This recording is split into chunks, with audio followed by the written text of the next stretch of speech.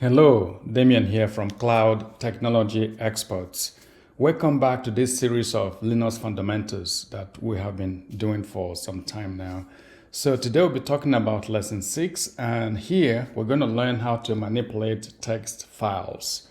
Linux is very heavy on text files. Anytime you want to perform some admin roles or functions, you might need to go in there and open up some files and make some changes and do some configurations on and on. So you always have to learn how to use text files. And in this video, I'm going to show you some of the commands you need to work with text files.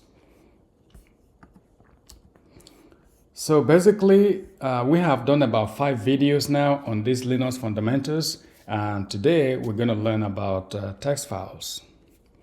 Learning objective: by the time we finish this video, you should be able to use commands like cat, less, head, tail. These are all useful commands. I touched on nano before and vim as well, but I will also go through it in a very quick fashion. And then you'll learn how to use a command called grep, G-R-E-P, and then sed, S-E-D, and then W-C. All these commands, you'll find them useful from time to time as you continue to work with Linux. All right, so let's get started. Again, this is all going to be hands-on. I have my Ubuntu server here. Feel free to use any Ubuntu distro, either in AWS or in your local environment. I'm basically going to log on to my environment here.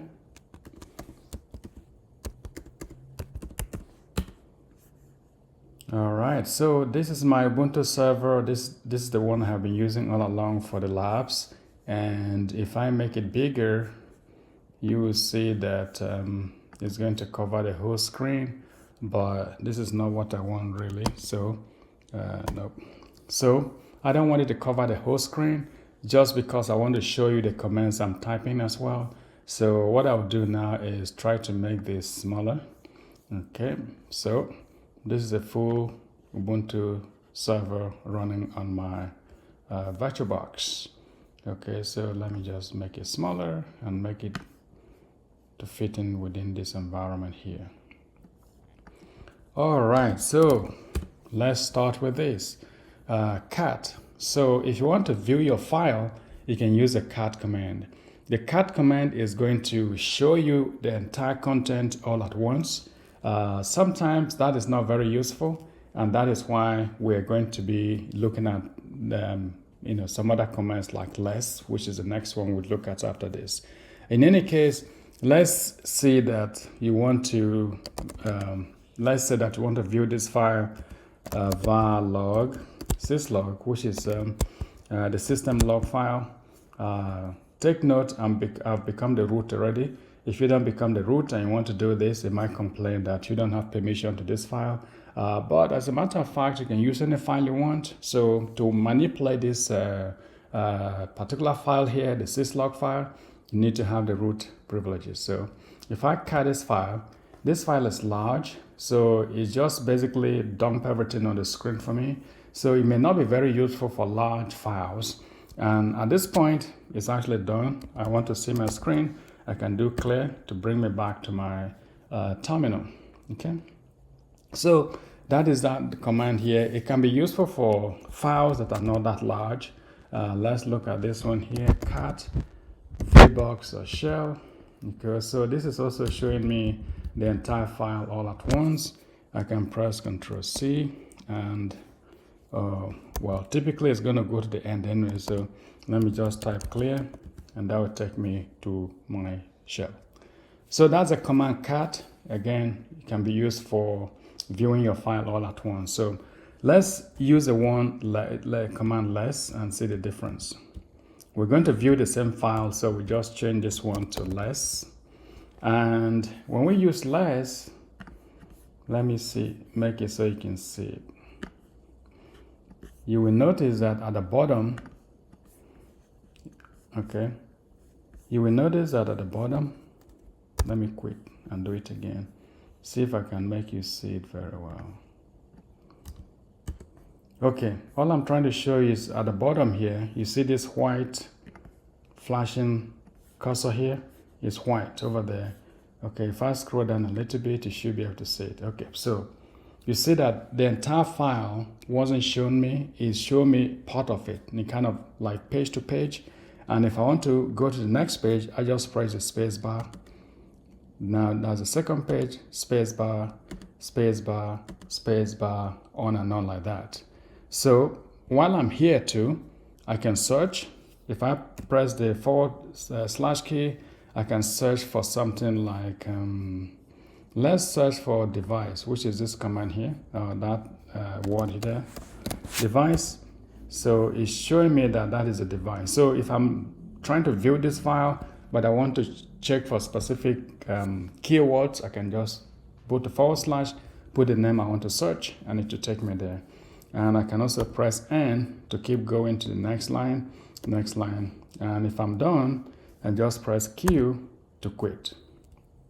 So this can be much more useful for viewing large files than using cat. Cat can be good for small files, while this is much better for large files. Again, remember these commands.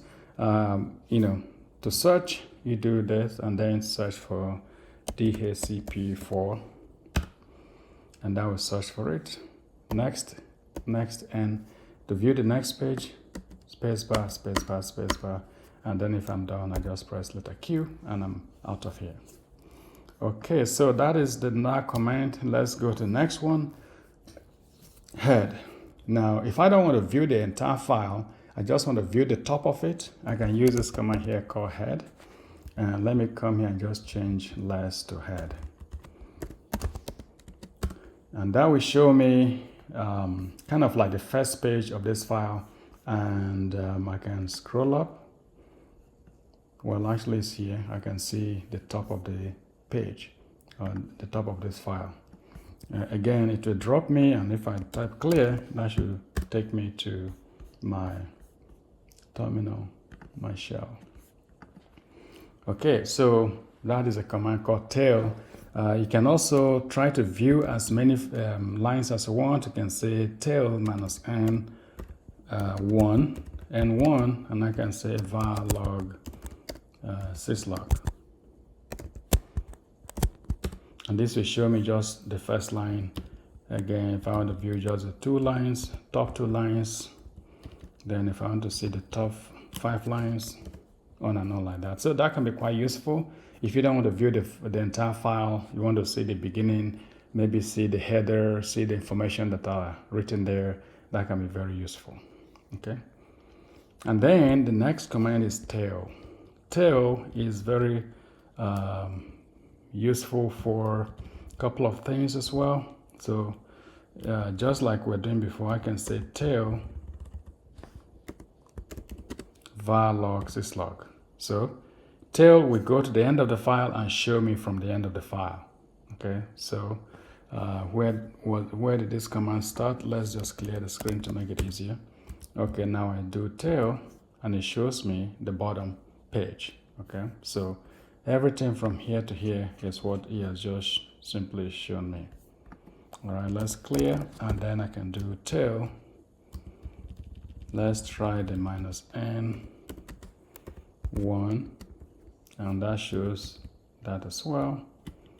If I do 4 lines, so it's very similar to head, but that's what you use it for. Now there's tail -f, which is very useful if you're troubleshooting stuff and you want to see the last, you want to see the end of the file, and you want to see as informations are being updated in real life, that is live. So at the moment, anything that gets added to this file will show me at the end.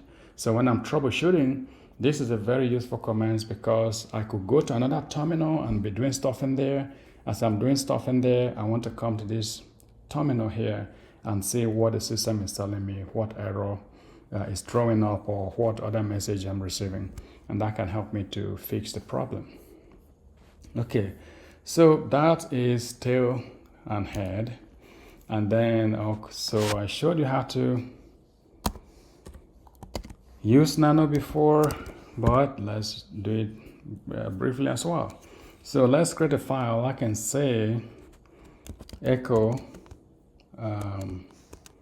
echo this is learning Linux, and I can send that to a file called file1.txt, and then I can use nano to open up this file, file1.txt, and there's a line that I just added. So if I want to add anything, again, I just come in here and start typing.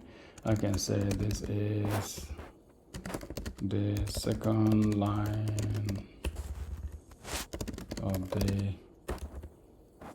text file. Okay, and that's it. If I'm done, I just look at the bottom here and see what I can figure out. I can see that Control O is to save. So I press Control O and it tells me what file to save. I want to save file 1. I press enter. It says row to line. So first line, second line has been written. And if I want to type more, I can continue typing. Actually, let's try to cut and paste. So if I here and press Control K, that line has been cut. And if I press Control U, that will paste it back. So you can manipulate things here.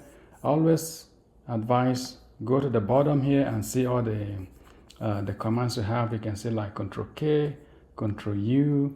Just look at those options and see what you can do. Okay. Then when you're done, again, if you want to save, you just press Control O, enter, and now Control X.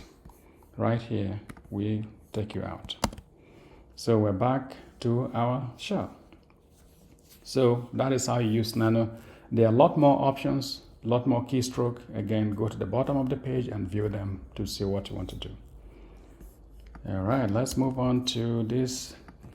This is my favorite called Vim. I can say Vim file1.txt, and well, I see the spelling here is wrong, so I want to quit this one, not save it, and then open the file I want to open. So now I see what we typed in there before is here right now. So if I open up that file, I'm in the command mode. If I want to go to, edit mode, I press letter I. Then I can type, this is the third line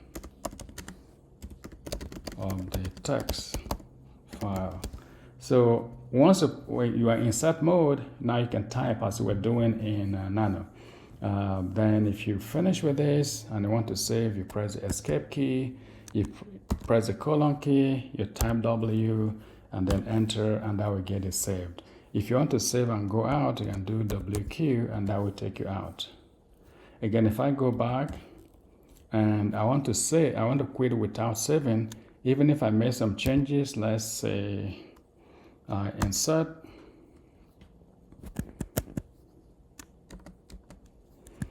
Okay, I typed something wrong, so let me say Q. Actually, this is a good one. I don't want to save what I did, so I just do Q and put the exclamation mark, and that'll take me out. So whenever you want to quit without saving, you just put exclamation Q and put the exclamation mark in front of it. So the basic commands you need are just right here on the slide that you can use. But to any of these things, there's a lot more to them than I show here. But I show you the most essential, the fundamentals that you can start using these tools going forward. So Vim is very powerful. It's on every system. So whenever you are working with systems that don't even have any graphical interface, Vim or VI will always be there. So if you want to learn one file editor in Linux, it should be Vim. Once you get used to it, you will like it. But for a start, you are going to be making mistakes. You just have to get used to the modes. Edit mode, command mode, insert mode, and each one of these commands have their own variations, which I won't go much into at this point. All right, then this command here called grep, you're going to need that a lot. It's a very useful tool. So what you can use this command for is to search for information in your file, like it will search for something and then show you where that is. Okay, so for example, I can say grep error in this file var log 6log. So I'm basically looking for that command called error, and you see it came up with that. Okay, so any line that has error is going to bring it up for me. Okay, so that's what this is for. It can be very useful. So let's make all of them capital and see. It's showing there all of them that there's a match there. If you don't want it to be, if you want this error to match both error in capital letters and error in small letters, you can use -i. Okay, so that is how you can use it to search in files whenever you're dealing with text files. So let me clear the screen. And so that's grep for you. Sed is very, very useful. Sed is used when you want to go into a file and make some changes without actually opening up the file. So for example, if I have this file here, I already have this file, so let's use this one here. If I want to make some changes here, I can say file1.txt. If I want to change this word called Linux, of course I can open it and edit it. I can say, in this case, let me change it all to capital letters. Or let me just put Unix, okay? This is learning Unix, all right? Then I can save it. So if I cut this file 1, you said this is learning Unix. Now, I may not want to open this file before I make some changes. So in that case, I can use a tool like sed, and typically you just do sed, and then you open up the colon, put S, which is the substitute, then put the word you want to substitute, in this case is Unix, and then put the word you want to replace it with. In this case, I'm going to say Ubuntu. Okay, then close up that, and then put that in place like that, and then tell it the file you want to make that change on, and that file in this case is file1.txt. So I'm saying use this tool called sed, open up that file, substitute any place you see Unix with the word Ubuntu. So enter, and it says this is learning Ubuntu. Now it's changed from Unix to Ubuntu. Let's cut the file, and now we still see we say substitute Unix to Ubuntu. So it printed that on the line for us, but we still see Unix here. So what you could do is to pipe that to a new file, send it to a new file, and I can call it file2.txt. And now if I say cat file2.txt, now I have Ubuntu, while the original file still has Unix. So can be very, very powerful. Again, I'm showing you the bare essentials, but in real, when you're doing some scripting or you're performing some sysadmin stuff, these commands can be very, very useful. Okay, so we have that example there. You can use it to change, delete some files you don't want, some lines you don't want to see in your file, on and on like that. So again, can be very powerful for scripting. Then the next line command here is called WC, which is to count the number of lines you have in a file. So I can say WC file1.txt, which is the one we're dealing with here. And it says this line has 3 lines. Just 3 lines. Okay. It has 22 words, and it has 104 characters. So if you want to prove it, just test some of those, and that will make it easier for you. Or just do a simple file. Let's say echo hello world, and pipe that to file 3. Let's do that. So cat file 3, I have just few lines here, so I can say WC file 3. Okay, so this is easy for you to see what it's doing. 1 line, 2 words, hello world, and 12 characters. 1, 2, 3, 4, 5, 6, 7, 8, 9, 10, 11, 12. So that's what you have in there. Again, depending on what you're doing, this can be very useful. You may want to compare two files to see if they're equal, see if the number of content in them is the same, and all of that. All right, so those are the basic commands you need to learn. We went through cat, we went through less, we went through tail, went through head, then we learned how to use commands like nano and vim and sed and wc and grep. Okay, so this can be very useful when you're dealing with text files.